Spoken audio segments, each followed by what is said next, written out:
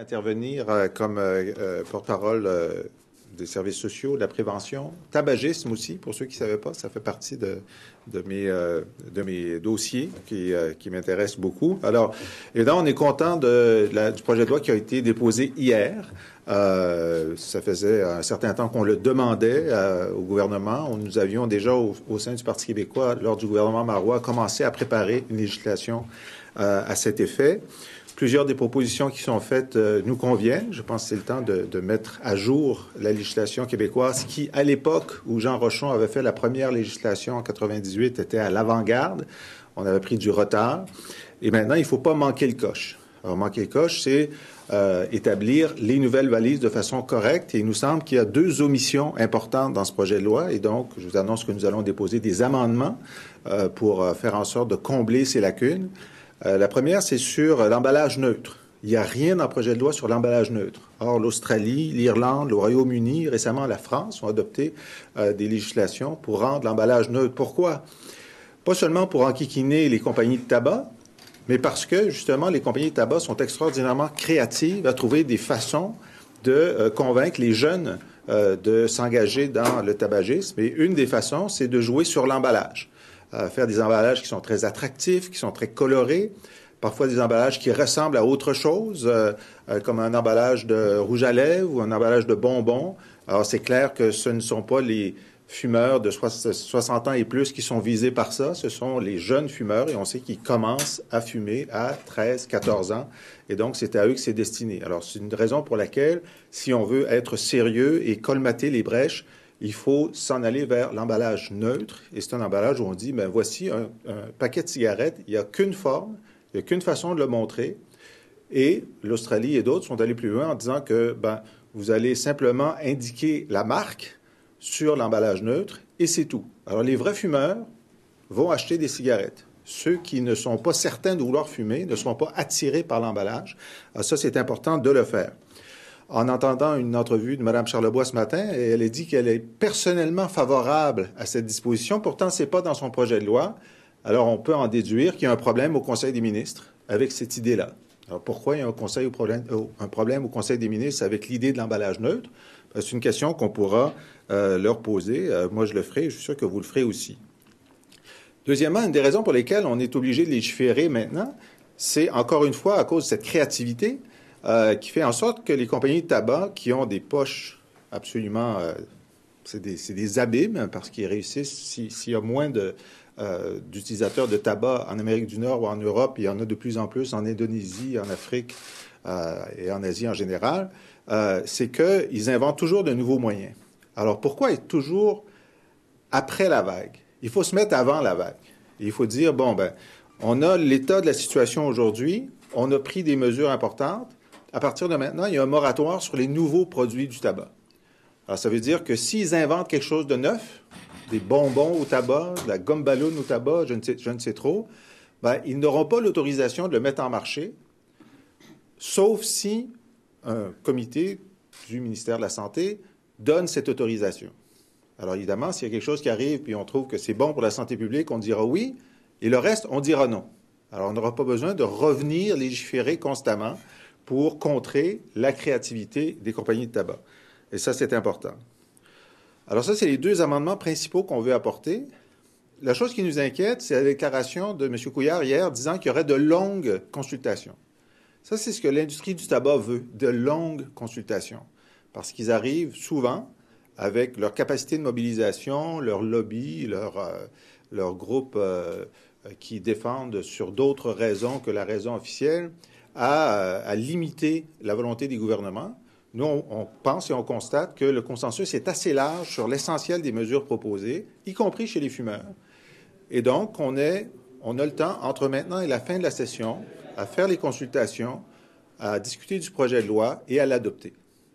Alors, nous proposons un calendrier rapide, correct mais rapide, pour que, dès l'été, il y ait une nouvelle loi sur le tabac au Québec. Voilà. Sur l'emballage neutre, c'est effectivement quelque chose qui a été fait à plusieurs endroits ailleurs dans le monde. Hier, la ministre Charlebois disait qu'elle estime que c'est de juridiction fédérale que qu'Ottawa s'apprêtait à légiférer là-dessus. Est-ce que vous partagez ce point de vue-là? Enfin, vous savez peut-être pas sur l'intention de légiférer, mais est-ce que le Québec devrait faire quelque chose, nonobstant ce que fait le Canada? Ben, oui, parce que le gouvernement canadien a toujours été à la remorque des initiatives québécoises là-dessus. On a des signaux très mauvais du gouvernement fédéral sur sa volonté d'agir. En fait, ils sont allés de rapport en rapport et de report en report. Et donc, là-dessus, comme sur bien d'autres choses, il ne faut pas compter sur le gouvernement fédéral. Nous avons la capacité de légiférer et de réglementer sur l'emballage. Nous devrions l'utiliser. Donc, ce serait possible de le faire, d'imposer à partir du Québec aux commerçants un emballage neutre, à votre avis? Absolument. Et vous estimez que si ça ne se fait pas, c'est qu'il y a dissension au Conseil des ministres? Ben, c'est ce que je conclus de la déclaration de Mme Charlebois ce matin, disant qu'elle était favorable, elle, personnellement. Alors, donc, on va l'aider à faire en sorte que ce soit dans le projet de loi. En ce qui a trait à la consultation, effectivement, ceux qui risquent la demande les plus, ce sont les gens de l'industrie. En même temps, ils risquent d'être affectés au niveau économique. Est-ce qu'il y a, à votre avis, un moyen de trouver un terrain d'entente avec eux, c'est-à-dire d'être plus souple dans le projet de loi ou tel quel, hormis les deux amendements que vous proposez, vous jugez qu'il est bon? Moi, la santé économique de l'industrie du tabac, ça ne m'intéresse pas. C'est la santé des Québécois et des Québécoises et des jeunes en particulier qui m'intéresse. Et on sait que le tiers du coût des hospitalisations au Québec en ce moment sont liés au tabagisme. Alors, c'est cette santé-là qui m'intéresse. Maintenant que les restaurateurs viennent discuter de comment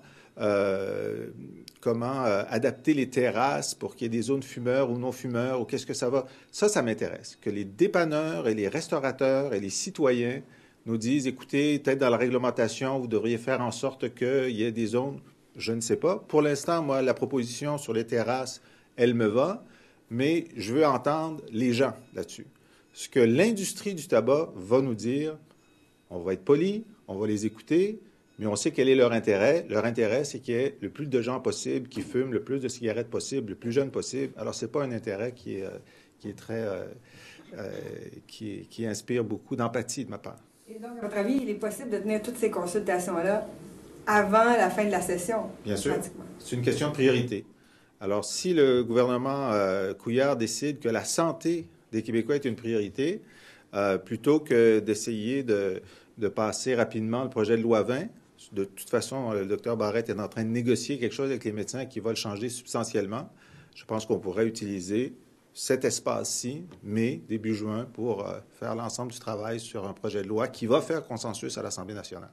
Tobacco companies, the products are generally distributed across Canada. How do you think that Quebec could institute a system where the products would be different, the ones that would be distributed in Quebec? Because we did it before. I mean, Quebec has been at the forefront of these legislations about tobacco since 1998. Was a model for the world. And we've seen on a number of issues that you can act as a city, as a province, and then sometimes the federal government follows suit, and not always. But we're talking about the packaging itself of the product. Do you think Quebec can control that? Sure, absolutely. I mean, there are the ability of Quebec to define the packaging, the distribution, the areas in which tobacco is consumed or not. It's within Quebec means. And on Alberta, I wonder. Can I just ask my question about smoking? Sure. Okay, on the moratorium, I'm just wondering, are you proposing an outright ban, really? Because is the committee, can the committee really approve a tobacco product? Mm-hmm.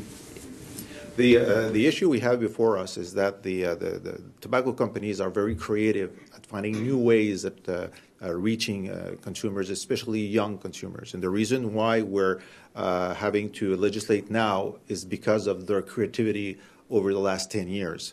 So what we're saying at the Parti Québécois is let's get ahead of the curve and say, listen, if you have a new tobacco product that you want to market, come to us and we'll give you the green light or the red light.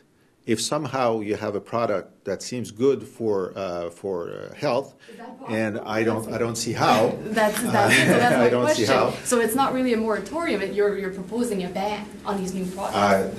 A ban that would not be airtight. I mean, there would be a possibility. Well, the e-cigarettes is a case in point. I mean, if someone had come to us with e-cigarettes 5 years ago, it was introduced in 2004, and saying, well, this could be a way for smokers to quit smoking. We could have said yes, in the sense that, well, this could be a tool to quit smoking, and then we could have allowed it. And we know that many doctors are saying that it's a great way to quit smoking.